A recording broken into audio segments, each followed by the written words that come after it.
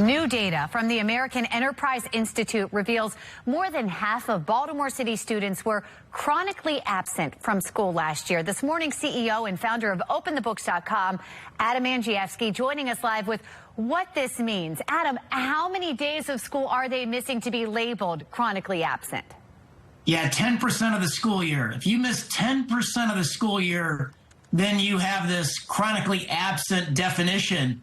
And incredibly, there's about 75,000 students in the Baltimore City public schools, and more than 40,000 of them are chronically absent, missing 10% of the school year.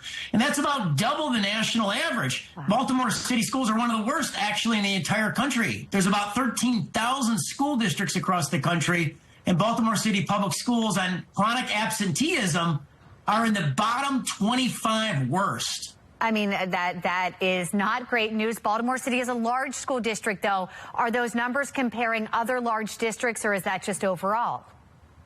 So that's overall amongst everybody. Now, across the entire state of Maryland, chronic absenteeism is much too high. It's 30%. The national average right now is 26%.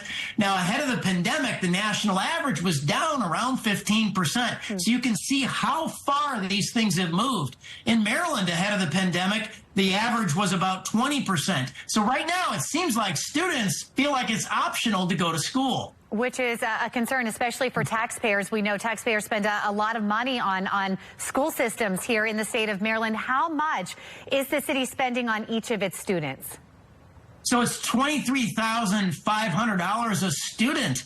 And if you don't have students in seats in the classroom, then you don't have learning. And so, for example, only 1 out of every 10 fourth graders in schools. You've got teachers that are pretending to teach. You've got students that are pretending to learn. Taxpayers have a massive investment at $23,000 per student, and the students aren't even proficient in the basics.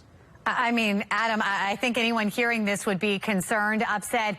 What happens now? Is this a downward spiral, or can this be changed?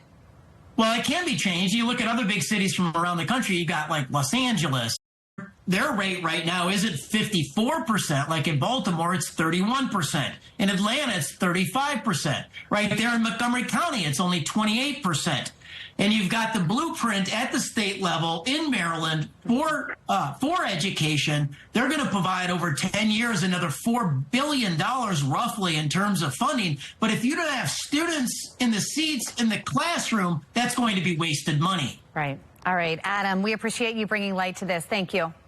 Thank you.